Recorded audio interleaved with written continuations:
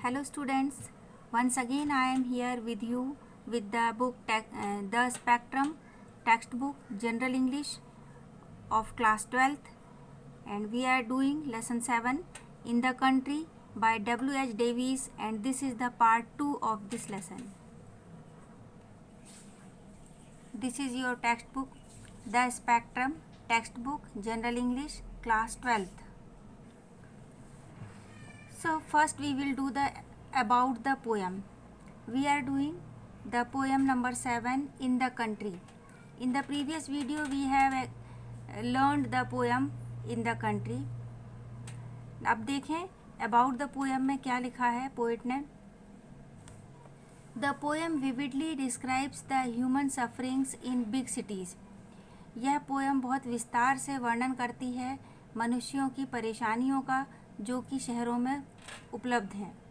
The groans and the plight of the hungry. Groans and the groan यानी आह, plight यानी दुर्भिक्ष यानी भूखे लोगों की आह और जो दुर्भिक्ष पड़ा हुआ है शहरों में वो. एंड द होमलेस, बेघर लोगों की परेशानी. द सैड, जो दुखी हैं उनकी परेशानी. And the needy reach the eyes and years of the poet, और जो आवश्यकता में हैं जिन्हें ज़रूरत है ऐसे लोगों पर पोएट की आँखें और कान पहुँचते हैं. यानी ऐसे लोगों तक पोएट की पहुँच है और पोएट उनको देख के उनकी परेशानियों को देख भी सकता है और सुन भी सकता है.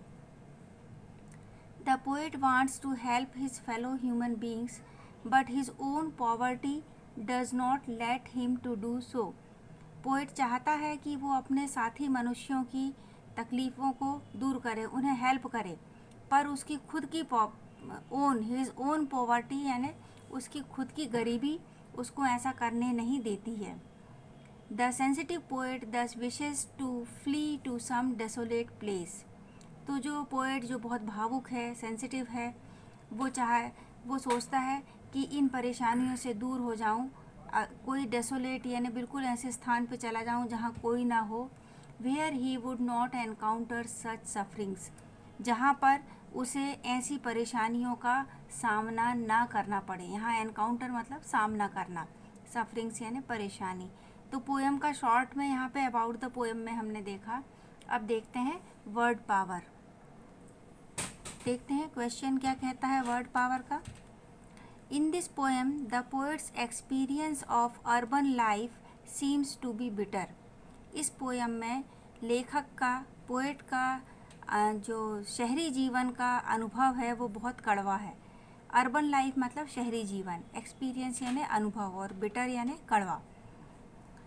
There are words depicting a lot of suffering. बहुत सारे शब्द हैं ऐसे हैं जो लॉट ऑफ सफरिंग, बहुत सारी तकलीफ़ों को डिपिक्ट करते हैं, बताते हैं. Can you fill up this tree of human suffering with such words from the poem. अब इस वर्ड पावर के ठीक बाजू में एक ट्री दिया हुआ है, तो हमें उस ट्री में ह्यूमन सफरिंग्स को लिखना है जो इस पोएम में आई हुई हैं. एक ह्यूमन सफरिंग यहाँ पे पोएट ने पहले से यानी एक्सरसाइज में दी हुई है, और वो सफरिंग है स्टार्व. स्टार्व ऑलरेडी दिया हुआ है हमको. देखें आप यहाँ पे मैं कर्सर लेके जाती हूँ. स्टार्व ऑलरेडी दिया हुआ है. अब और हमारे पास 6 ब्लैंक्स हैं, 6 blanks we have to write other human sufferings that have come in the poem. तो यहाँ पर मैंने लिया है जो ह्यूमन ट्री में सफरिंग ऑलरेडी स्टार्व हमको दिया हुआ है. अब देखें हम और भी जो दूसरे शब्द आए हैं जो सफरिंग से यानी परेशानी से रिलेटेड हैं. पहला दिया है सफरिंग. सफरिंग यानी परेशानियाँ. सैड यानी दुखी. रेचेड यानी होता है घृणित. रेचेड यानी घृणित, घृणा करने योग्य. फिर है यहाँ पे वैन यानी होता है विवर्ड, निस्तेज, जिसका यानी चेहरे का तेज चला गया हो, कलर उड़ गया हो, उसको बोलते हैं वैन. फिर दिया है माइजरी यानी होता है दुर्दशा, बहुत ज़्यादा हालत ख़राब होना, गरीबी में, आर्थिक परेशानी, शारीरिक परेशानी, मानसिक परेशानी, ये हो गया माइजरी. और फिर दिया है साई यानी होता है आह, तकलीफ़ के समय जो लंबी ठंडी सांसें भरते हैं उसको बोलते हैं साई। तो यहाँ पर human tree of human suffering में हमने वो सारी चीज़ें यहाँ पे लिए हैं जो आपकी टेक्स्ट में यानी पोयम में ये वर्ड्स आए हैं और ये ह्यूमन सफरिंग को दर्शाते हैं। तो यहाँ हमारा वर्ड पावर कंप्लीट होता है। Now it's turn to do the textual question and answer of the lesson, यानी पीछे जो पोयम के बाद में जो समझ के लिए क्वेश्चन आंसर दिए गए हैं अब हम वो करेंगे। तो lesson 7 in the country written by W.H. Davies. आप हमेशा ध्यान रखें कि पोयम का नाम और पोएट का नाम आपको मैच द कॉलम में भी आ सकता है और साथ ही जो सेक्शन डी में सीन पैसेज होता है, 4 लाइनें पोएम्स की आती हैं, उसमें आपको पोयम का नाम पूछ सकता है, पोएट का नाम पूछ सकता है। तो ये चीज़ें ज़रूर से ध्यान रखें कि कौन सी पोयम की पंक्तियां हैं और who is the poet of that lines.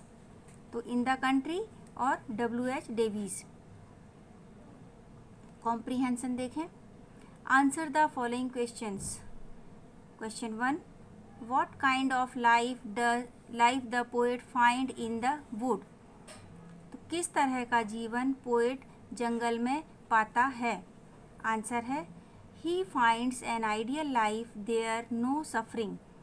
Poet एक आइडियल लाइफ पाता है जंगल में जहाँ पर कोई सफरिंग नहीं है। देयर इज़ नो सफरिंग, जहाँ कोई भी परेशानी नहीं है। Our next question is question number 2, what is selfishness according to the poet. Poet के अनुसार, है ना, कवि के अनुसार सेल्फिशनेस यानी स्वार्थीपन क्या है। तो आंसर है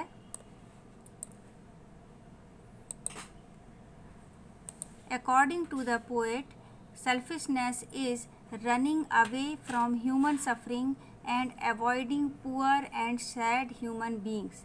पोएट के अनुसार सेल्फिशनेस का मतलब है running away from human suffering यानी मानवीय तकलीफ़ से दूर भाग जाना और गरीबों को और दुखी लोगों को अवॉइड करना। अवॉइड करना मतलब उनसे नज़रें चुराना, उनके संपर्क में नहीं आना।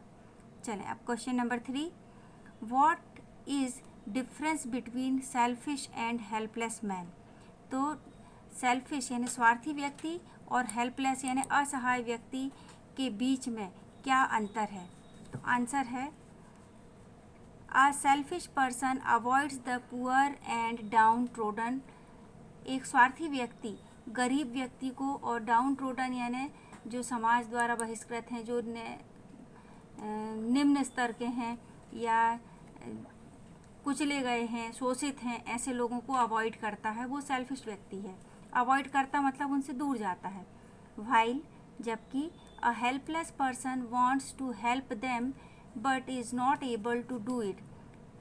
जो हेल्पलेस व्यक्ति है, असहाय व्यक्ति है, वो मदद करना चाहता है उनकी, पर वह सक्षम नहीं है कि उनकी मदद कर सके। तो इस तरीके से सेल्फिश यानी खुद के स्वार्थ के लिए गरीबों को अवॉइड करना और हेल्पलेस मतलब वो व्यक्ति जो मदद करना चाहता है लेकिन वह उतना सक्षम नहीं है कि उनकी मदद कर सके। तो अगला क्वेश्चन हमारा, why does the poet not admire the beautiful sites of the city. लेखक शहर के सुंदरतम दृश्यों को क्यों नहीं प्रशंसा कर पाता। आंसर है the poet does not admire them because he finds a lot of suffering and needy people there. Answer है कि पोएट उनकी प्रशंसा नहीं कर पाता क्योंकि वह बहुत ज़्यादा सफरिंग यानी तकलीफ़ और नीडी पीपल यानी ज़रूरतमंद लोगों को वहाँ पर पाता है। मतलब सौंदर्यपरक दृश्य हैं लेकिन उस सुंदरता के साथ दूसरी चीज़ें जिनमें सफरिंग और आवश्यकता वाले लोग नज़र आते हैं तो वह प्रशंसा करना भूल जाता है और उसका ध्यान इन नीडी और सफरिंग पीपल्स की तरफ ज़्यादा जाता है। नेक्स्ट क्वेश्चन है, what happens when the poet visits the great places in the city. क्या होता है जब पोएट महान स्थानों पे शहर के महानतम स्थानों पर पहुंचता है तो क्या होता है? आंसर है the poet loses the cheerfulness when he visits the great places in the city. Poet अपनी खुशी, चेयरफुलनेस यानी खुशी, को खो देता है जब वह शहर के महानतम स्थानों को देखता है। तो ये चीज़, परिस्थिति उसके साथ हर शहर में उत्पन्न होती है। नेक्स्ट है ऑब्जेक्टिव टाइप क्वेश्चन। इसके मैंने ऑप्शन नहीं लिखे हैं, डायरेक्ट आंसर बता दिए हैं। पहला है right any one name of the poet from your text book. आपकी टेक्स्ट बुक में से किसी पोएट का नाम लिखें। तो आंसर मैंने दिया है W.H. डेविस, जो यही इन द कंट्री पोएम के पोएट हैं। नेक्स्ट क्वेश्चन है fill in the blanks and rewrite. Blank को भरना है और उसको फिर से लिखना है। तो दिस लाइफ इज स्वीटेस्ट, यह जीवन मधुरतम है, is the very first line of poem.